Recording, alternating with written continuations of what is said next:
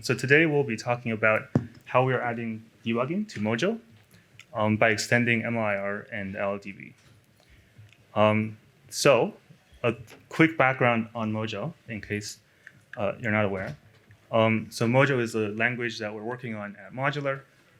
It is basically a very Python-like language, except it also gives you the power to extract performance from your hardware. If you haven't watched it yet, there's a keynote from last fall's developer meeting that I highly recommend you watch. And it's actually available today if you want to download and give it a try. Okay, and some pretty cool news. We finally have a debugger for Mojo. So the latest version of our SDK that is available for download includes a debugger. In this case, like I'm just showing here an example of how it looks on VS Code, which is our main editor. And okay, so in this talk, we're going to show a little bit of what we've done in terms of debugging, kind of backwards, starting from a very superficial part of LLDB, then talking about DWARF, how we use MLIR, what the extensions we have done, and yeah, that's it. So let's start.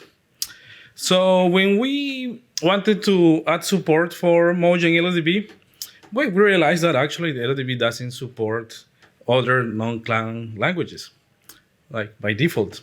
So we were like, okay, let's see what other languages have done. We look at Swift.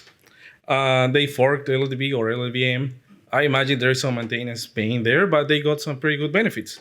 Like they have full compiler integration, they have expression evaluation, everything working great. And also related features like conditional breakpoints. They have the IR there, so they can implement very nice features in the debugger. So it seems like a reasonable option. And then we also look at other experiences, like Go. At some point, Go had some support in LLDB. They had something in their website. And what they did is pretend to be C++. So their type system at some point converted Go DWARF into C++ constructs. It was very, very buggy. I'm not going to delve into this too much, but it was just like very weird. There are other experiences like Rust. They actually are limiting the debugger to just doing pre-printing. There is no integration with the compiler. Expression evaluation kind of doesn't work. There is no cool features. It's just pre-printing for the structs. That's it. But we wanted something better. So what we wanted is we just want to grab vanilla LLDB and load some like shared library with a language plugin that teaches LLDB how to handle Mojo. And we realized that many other languages might have wanted to do the same. But there were two main problems, and actually none of them were very hard to solve. So the first problem is that LLDB doesn't export by default all of its internal symbols, and it can kind of make sense. There is a public API, but it's not enough to write something as deep as a language plugin. And we wanted to start implementing our DWARF parser, and we needed some internal symbols, and they were just not available. Besides that, many parts of core LLDB assume that all languages are Clang-based. And yeah, this is spread throughout the entire code base. We were able to fix that. So we were able to achieve that. Just grab vanilla LLDB and load at runtime our language plugin and everything working nicely. There were some major upstream changes. The first one is that we added some namespacing for internal plugin symbols. For example, all the DWARF-related symbols are in this LLDB plugin column DWARF namespace. This enabled the next thing, which is like in CMake, in LLDB, you can selectively export which symbols you need for your plugins, for whatever you want to build. And we were in the beginning a little bit doubtful of that. It's like, should we be relying on private symbols instead of the public API that is not like comprehensive enough? But we realized that actually for building a language plugin, you don't need that many symbols. So in the last 6 months, we didn't have any breakage. Everything was kind of just fine. And the other thing that we did is that we removed many assumptions on Clang inside LLDB in many parts of the code base. Something that needs some cleanup is the part that is related to expression evaluation.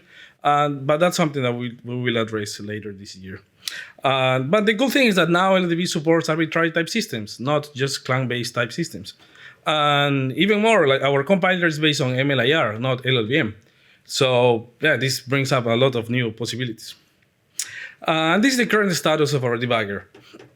Right now, like it works on Linux and Mac. It supports ahead of time like compilation debugging, also JIT debugging. That is very important for our language. Variable printing is working pretty nice, including data formatters, stepping, breakpoints. And we also have a REPL, Jupyter notebooks, and all of this backed by LLDB. And some things that are coming soon are like expression evaluation, REPL debugging, that's very important, Windows support. We want to also improve the story with formatters. And there are many improvements that we have to do with inlining because Mojo makes heavy use of inlining even in a non-debug build. No, sorry, even in a debug build. Just talking about the interfaces. We care a lot about the user experience, so we just, like very bluntly, we don't care about the command line interface at all. And we were like, yeah, let's try to build something very modern, very easy to use, that people don't need to learn anything at all. So instead of using the command line interface, we went to use the debug adapter protocol, which is a modern interface for integrating debuggers with IDEs. Like most modern IDEs like VS Code, Visual Studio, they support this. LLDB has support for this protocol via a binary called LLDB DAP. So most of our user-facing improvements are on this binary, LLDB DAP. We have made a lot of extensions, very nice stability improvements on this binary. And I'm sharing here in this screenshot like a very simple thing that we added on VS Code.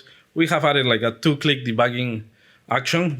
With just 2 clicks, you can debug a file. You don't even need how to compile it. You don't need to know how to compile it.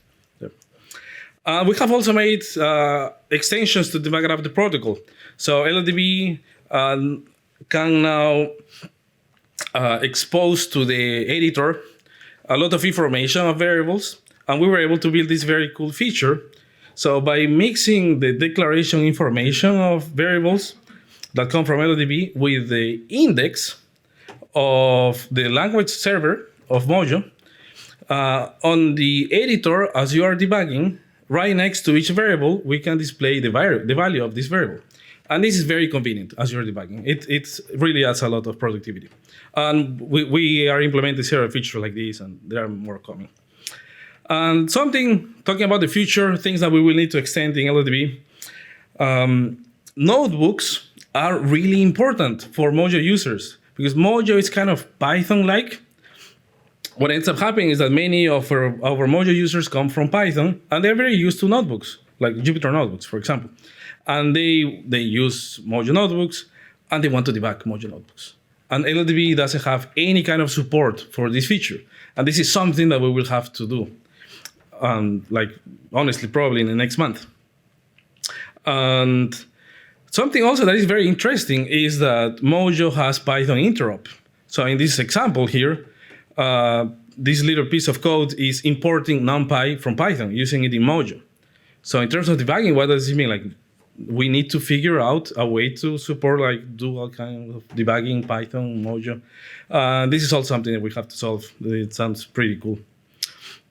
Something else that I just want to show that we will do that I find very nice is Mojo-based formatters. So LLDB has a system for specifying data formatters that can display your variables in a very nice way. But this system is not great because you need to write your formatter in C++ within LLDB, or you have to write it in a Python file. And then you have to figure out how to distribute it to the users of your data structures. And it might go stale if the data structure changes. So what we thought is let's try to do something better. So what if the formatter can be specified in Mojo? We had several ideas. One idea that we are going to try is having some decorators. And I think Swift has done something like this. Yeah. So by specifying in a decorator how LLDB should format or should display your structure, we can actually solve this problem. And we would just need to implement some archetypes. Another interesting thing that we want to do as well is function-based summary providers. Because our language looks like Python, people are using this repr method that represents as a string your variables. That would be very nice and very easy to implement as expression evaluation, but expression evaluation is very slow. So we are thinking of using interpretation, which is a reason why we wanted deep integration with the compiler. That way, we should be able to have decent performance. There are many other things coming. I just wanted to very superficially talk about them. Now I will leave the rest of the presentation to Billy, who is my hero. Cool. So swimming upstream, let's talk about how we actually generate these DWARF information for the debugger. So what we consider debug info is the infrastructure for keeping track of all the source level concepts in the IR as your IR goes through these various transformations.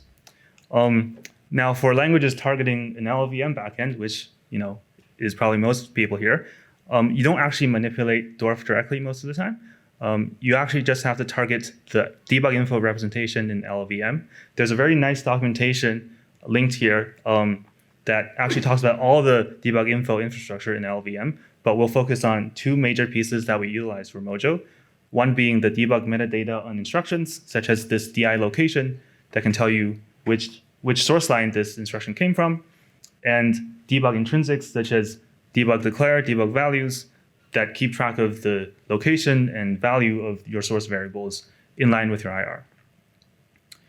Now, since we're MLIR-based language, we don't actually have to manipulate even LLVM IR directly. Everything can go through the LLVM dialect in MLIR. So really, for languages based on MLIR, all you need to understand is the representation for debug info in the LLVM dialect. And what's nice is that the LLVM dialect is basically a one-to-one mapping to the LLVM IR. And so you have similar things like location tracking for any operation, and you have these inline variable tracking, debug value ops, debug declare ops.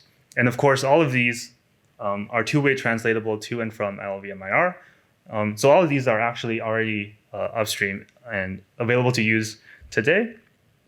So now that we have these stepping stones set up, we're going to explore how we extended this to a more generic MLIR solution that can help us keep track of debug info in all our other dialects, not just in the LLVM dialect.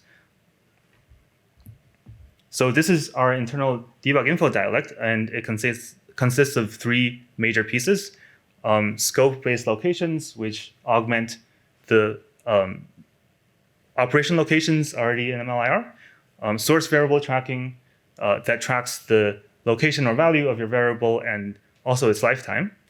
And then there's transformation hooks, very importantly, that help incentivize past authors to actually keep debug info up to date, which is a very important task. So scoped locations are quite straightforward. MLIR already has operation locations. All you really need to do is add scope information to it. So the debug info dialect provides these attributes, such as a compile unit, a file, a subprogram, that you can fuse onto these base locations. Variable tracking is also very similar to how LLVM does it. We have this one operation called debug info value that basically tracks a source variable and relates it to some IR value in your MLIR. And this exact relationship between the IR value and the source variable can be further expressed with DI expressions. So this is also something we recently upstreamed to the LLVM dialect as well. So DI expressions are a higher level counterpart to the DWARF expressions that you have in DWARF. And it models the transformations that's needed to map your IR value to a source variable. So in the degenerate case, right, there's no difference. The user declares an integer, and you're representing it as an integer in memory, then there is no expression you need to do. But let's say the compiler chooses to allocate this integer onto the stack, then what you get is the integer is actually represented by a pointer in your IR. You don't want the debugger to actually interpret this pointer as the integer. You want it to actually perform the deref. So this is where DI expressions come in. you can specify that you need to first perform this deref operation on this value, and then you get back what the user actually declared, which is what you want to display to the user in the debugger. So DWARF and LLVM represent these DI expressions with a list of operators that conceptually manipulate this stack machine. Now, since in MLIR we have typed attributes, we thought we could improve this situation a bit by expressing these expressions as a attribute tree, a typed attribute tree. And the benefit of that is that it allows us to actually run localized verifications of these expressions and also even run rewriters on these expressions as it gets more complicated as transformations goes on. So that's the textual form of what it would look like. A very important piece of debug info is actually keeping it up to date, right? Because a lot of representational changes can happen, and we don't want things to just be stale or people just discard these debug info. So just, like I mentioned, we have typed attributes for the DI expressions. And what that means is that we can actually verify that the IR value that a debug info value references is actually the expected input type of the DI expression. And so anytime you do a replace and maybe you change the type of a value, this will get caught with the verifier. Another important piece is making it actually easy for past authors to update this DI expression. And so we have this very simple utility where if I'm writing a pass, all I need to do is fill out this one function that implements the opposite of what this pass does with DI expression operators. So basically, you tell the replacer how you want to update this expression for your pass, and then the replacer utility handles actually executing this replacement with caching and type checking everything. So now some unique challenges that we faced when implementing this for Mojo. One important piece is lifetime tracking. So Mojo has this very unique feature where variables are considered dead after its last use. So not necessarily at the end of a scope. So what this means is that you can no longer rely on scopes for the lifetime of a variable like you would in C++. So basically we have to include this new kind of, or I guess a special kind of debug info value that we call a debug info kill that basically signifies that a variable is going to die here. It doesn't actually reference any IR value. All it says is that at this program point, we know that this variable is dead, and we should generate a limited address range DWARF location for this variable. Another important piece that you need to be aware of that we recently realized is that sometimes when you're writing passes and you're creating new operations, you tend to take whatever operation was nearby or convenient, and you take that location and use it onto your new operation. Now that might work if your new operation is right next to your old operation, but sometimes if you're deriving an op that's far away, you need to make sure that the new location for the op makes sense for why that op is somewhere else. So this can happen, for example, in CSE, where you deduplicate some stuff, you hoist it to the start of function. You don't want to actually keep the location of one of the old operations, because then as you're stepping through the debugger, you're basically jumping around in the function. A couple other gotchas. Not all debug info are actually preserved equally through the LLVM backend. So for example, if you have a stack allocated value, it's very likely that debug info for it will be preserved because it's just a pointer. But if you have, if your debug info value is representing, is referencing some SSA value, and it has a complicated type, it's very likely that as you go through the backend for LLVM, it'll get lost. Your debug info will be lost. So there's no, real silver bullet for this. You just have to sort of gradually improve the support in the backend. Some minor points. Don't forget testing. When you're writing a pass, it's very important that the debug info being preserved should be part of the spec of the pass, and make sure you actually test for that. So the debug info representation that we presented today is by no means fixed or perfect. A lot of ongoing work is in seeing how we can make this representation even more efficient. And actually, similar work is going on in LLVM too. So with that, we've concluded our journey backwards. Thank you. Thank you. Questions?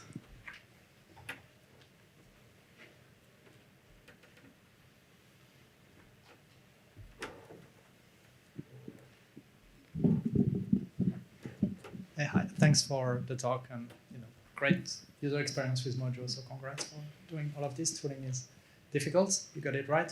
I have two questions. First one, you have a Debug Info Dialect. Any chance you would upstream this? Yes. So as I said, we're still not quite sure that this is the right representation. And as we go through using this in our various internal dialects, we'll make sure that it's actually generic enough. And I think eventually that is definitely something that we would consider. Okay, I'm looking forward to the next chapter of the toy tutorial with Debug Info. That's gonna be That would be fantastic. great, yeah. The other question I had, you mentioned like CSC, and that it might not be good to carry over location because then the stepping behavior will jump around. But jumping around kind of reflects the actual code. Like if I CSC a store to somewhere, what would be the right thing to show to the user? Like this store maps to some source location, maybe multiple source location, and we want to show this to the user, right? Yes, indeed. And so I think that's where the debugger side can also improve, because right now, if you can only associate one location, right, with this assembly instruction, right, how do you actually interpret what that is? In MLIR, we can actually associate multiple locations. We can actually say, oh, this operation is actually the result of merging these two operations, which had these source locations. We can actually represent all of them. But the real information is, the real problem is how do you actually communicate that to the debugger? And so, today, if we want to do backward compatible, we just say, okay, this is part of the prelude of the function, and don't actually consider it to be stepping inside the function. But if the debugger situation also improves, we have the information ready. Is it a DWARF limitation? Yes, it is. And there is an outstanding RFC in DWARF. Fantastic. And we proposed a patch 1.5 years ago for the multiple locations for each address things. Okay, so looking forward to that. As like extension to the LLVM. Great, thank you. Sorry for hijacking your answer. No, thank you. Yeah. Hi, I'm Matthias. Thanks for the talk. That was great. I have a question about your debug info, debug value instruction that you showed. When my pass is completely doesn't know about debug info and maybe doesn't want to do anything with it, in LLVM the debug info is kind of droppable, right? So if you replace your op by new op, then the old users, they just go away and your debug info instructions don't work anymore, you can remove them. Is that the same in MLIR? Like if I have a debug value user of my old op and I replace it, will it keep it alive, or is there something being droppable? Yeah, if you just do replace all users with, it'll still be there and it'll probably fail the verifier. And I think that's also intentional on our part, because we don't want dropping debug info to be something that happens automatically if you don't think about it. We want it to be something very deliberate. If you're sure that you just don't want to deal with it, you have to be explicit in dropping it. So all passes need to know about the debug info dialect and handle it? For sure. Well, at least if you want to maintain debug info, right? You can also say, strip it all out. I just don't want to care about it. But if you want a good user experience for the whole language, then I think every pass has to know how to preserve it. So it sounds a little bit like it would become like a core concept of MLIR because it would connect to all other passes in a way. Yeah, that's a good point. And it's possible that at some point it might have to be a core part, but at least right now we're exploring it just as a dialect itself. Okay, sounds very cool. Thanks. Thank you.